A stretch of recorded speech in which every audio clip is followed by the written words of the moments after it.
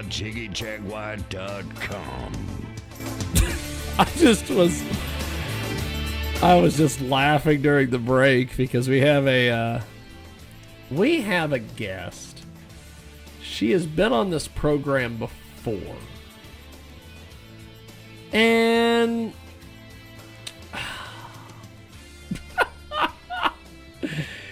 at one point in time, she told us that she sang her music. Now, she's clearly Asian.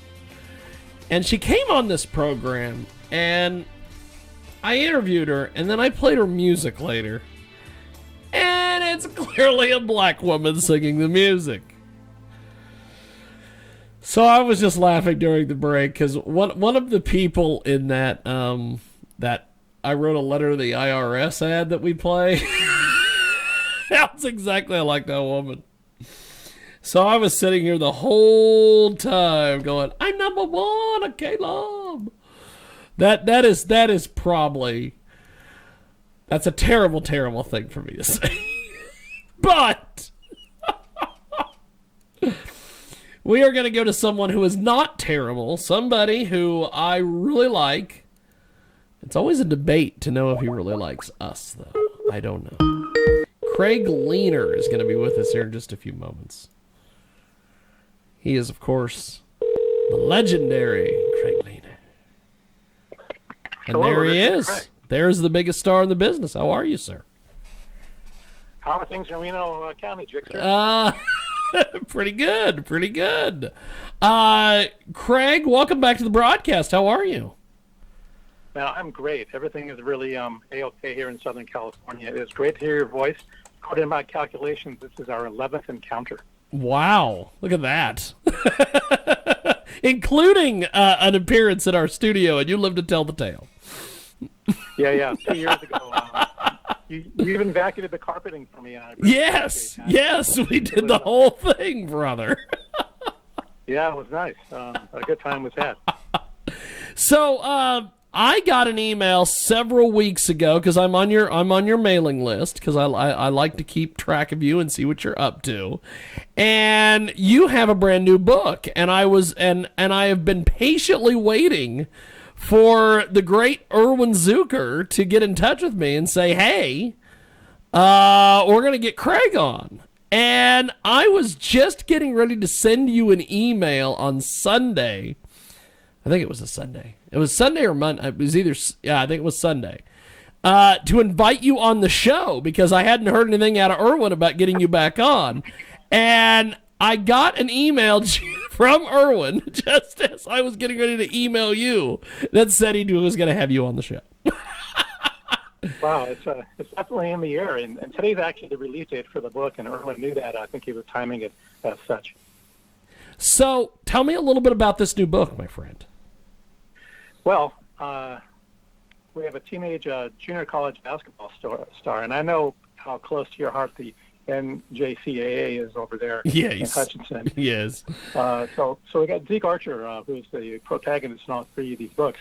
He's ready to fulfill his lifelong dream, which is running point for the best college basketball team in the country, which in this case, of course, is the University of Kansas over in Lawrence. But what should have been the best day of his life, things take a horrible turn. Zeke discovers that his pickup truck has been completely and mysteriously dismantled, leaving him with no way to drive to KU some 1,600 miles from Los Angeles. And then his on-again, off-again girlfriend, Rebecca Tuesday, has written him a letter that can only seriously be heart-crushing. And Zeke's father is now in critical condition, hanging on by a thread in the local VA hospital. But wait, Jig, it gets worse. It gets worse. Good Lord, how could it get any worse? Zeke's nemesis and arch rival, Brock Decker, who you once indicated his name is his destiny. Brock is suddenly... Yes. Yeah, you might recall that. Brock is suddenly rich and famous and appears responsible for a most insidious plan to alter the future of basketball history. Ponder that for a second. So with barely any time to fix things, Zeke, together with his best friend Lawrence Tuckerman, will somehow have to break interdimensional barriers of time and space to return to the very spot where the game he loves was invented in 1891 on an attempt to undo everything. And if the clock runs out, Zeke Archer and everything he loves will be history. Wow. I know it's heavy. I know it's heavy. Craig Leener with us today. He joins us live. He's got a brand new book. This was always about basketball. And as you can tell, he loves doing our program, which I enjoy having him on. I enjoy interviewing him, and I also enjoy listening to him be interviewed by our good friend, Mr. Frank Catolo, as well. So, Frank's a good friend, and he's a nutty guy. We have a really in-depth conversation about everything but the book. I know. It's so insane whenever I listen. Whenever I see that you're going to be on Frank's show, I'm like, okay, well, I have to listen to this week. There's a lot of times I'm like, well, okay, these guests that Frank are having on this week are way too out of my out of my league as far as smarts. And then I'm like, Craig's going to be on there, and I'm like, oh, I have to listen to this. Because God knows where the hell this conversation is going to go. I'm always hanging on by my fingernails talking to Frank. Whenever I try to swing the conversation over to the book, he always pushes it in a different direction. I know. Rather amusing. He had me book him a porn star on his show one time, and I sat there the whole time, and Frank talked to them and talked to the gentleman that we booked on there was by the name of Small Hands, and he talked to Small Hands about everything but his actual porn career. So you're not the only one. He's not talking about the products that are supposed to be pitched. Yeah, that's reassuring, James. As usual over there. So Craig, this book is absolutely amazing. I know that you've put a lot of time and effort to all your books, but I know that this one, especially talking to Erwin, Erwin was telling me, he goes, I think he's the most proudest of this one. So tell us why that is, Craig. Well, this was a pandemic-influenced endeavor where I was able to knock out the first draft in 4 months over the spring and summer. Wow! Just immersed in trying to take this book across the finish line. It's the third of the trilogy, the final book. The first one was, of course, this was never about basketball. Yes. The evocative title there. Yes. Book 2 was All Roads Lead to Lawrence, a bit of a double entendre there. One of the lead characters is Lawrence Tuckerman, of course. The books are usually centered at Allen Fieldhouse on the campus of KU in Lawrence, Kansas. And the new one, this was always about basketball. We come to find out, this is what it was about. So I threw everything I could at it, James. The kitchen sink even made a cameo at some point. I really had a fun time writing it, and a really excellent editorial and design team behind me to drag it across the finish line.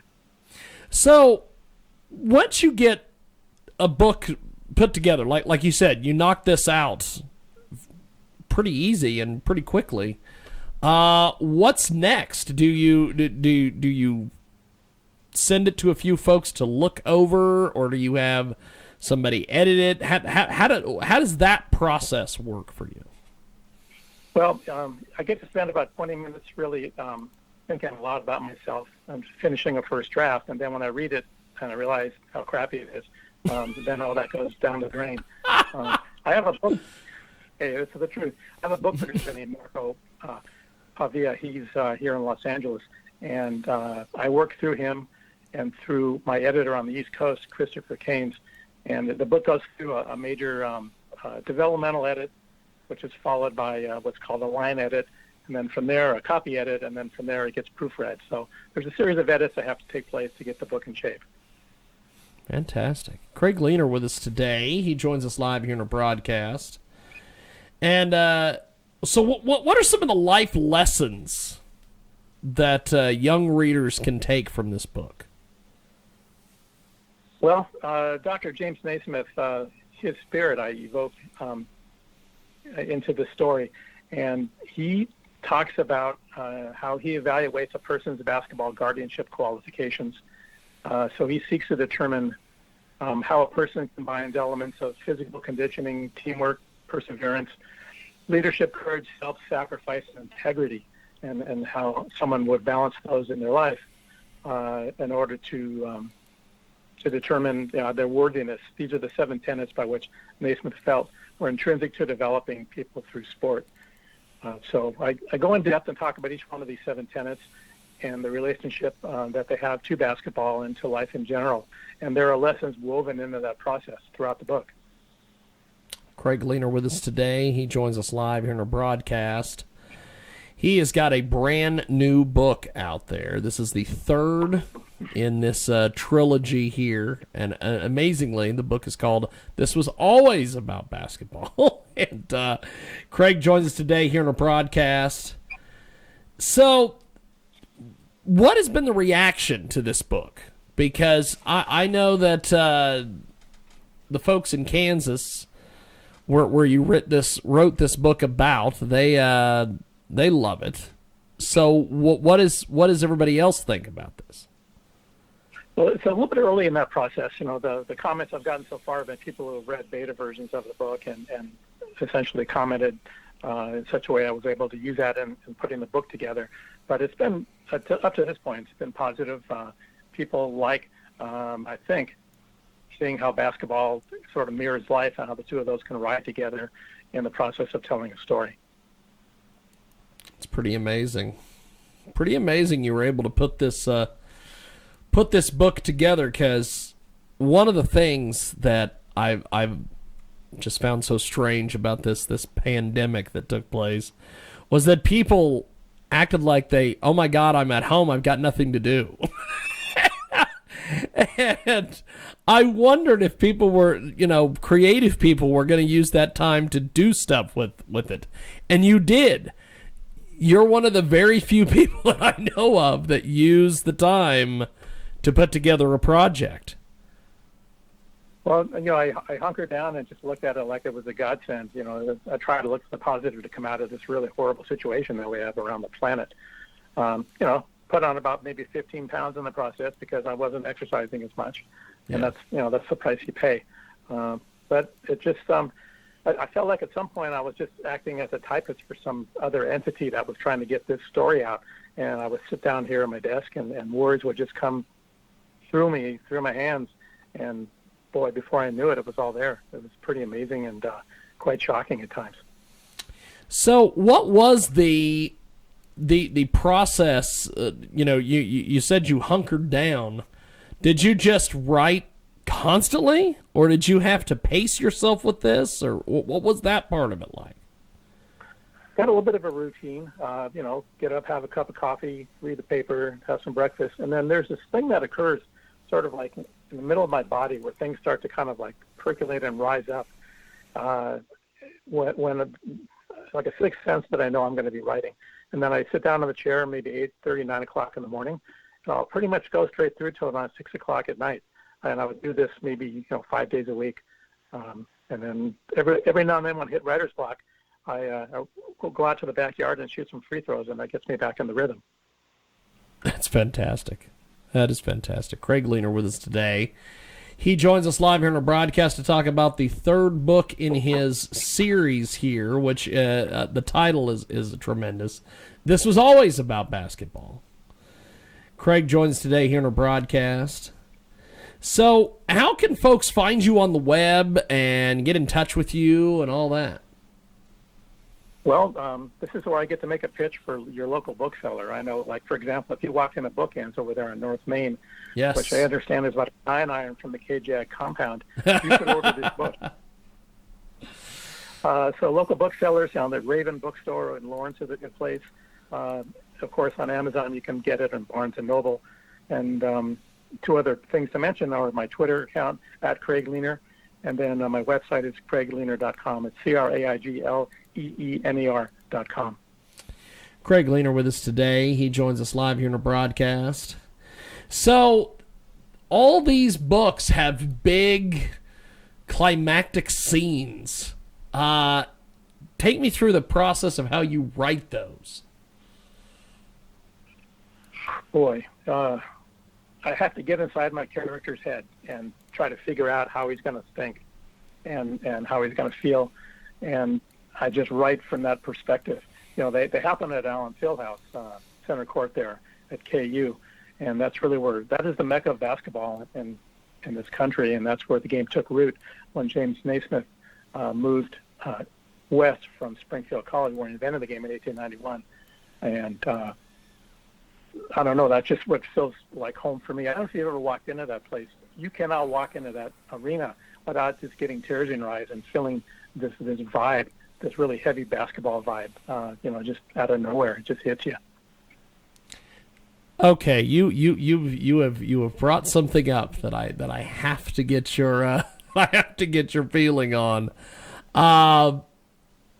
Going around the country and being a basketball fan as you are, what do you make of the fact that some of these buildings anymore, they're all built the same, they all look the same, nothing really has a personality anymore, and there's some of these buildings that still have personalities. What do you make of all that?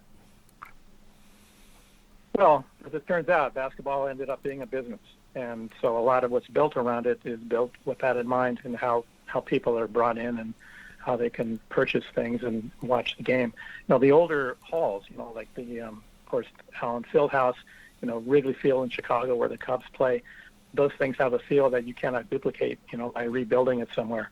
So, yeah. You have to accept it because basketball, that at a pretty large level is a business in addition to being a sport and a way for young people to learn life lessons. Fantastic. Craig Leener with us today. He joins us live here in a broadcast, and he is tremendous as always. Before we let you go, what is next for you as an author? Well, now that the Zeke Archer young adult basketball trilogy has been put to bed, my next book is going to be about a cross-country runner, a young 15-year-old runner out of Coos Bay, Oregon, and he's going to be dealing with pain on the course and off. And I believe I'm going to be bringing into the story the spirit of Mr. Steve Prefontaine, who was quite a well-known distance runner from Oregon who met an untimely death at the age of 24. So I'm going to find a way to bring him into the story and somehow and try to help young people figure out how to deal with pain through what I'm going to put together. Fantastic. Well, Craig, have yourself a wonderful day. Thanks for coming back on and entertaining us as always with your books and also your candor. And thank you, sir. I appreciate it. I appreciate you, James. Thanks for having me on. Definitely. Have yourself a wonderful holiday, my friend. There he goes. Craig Leener, or as the great Erwin Zucker calls him, Craig Leener. We are going to take a timeout. When we come back,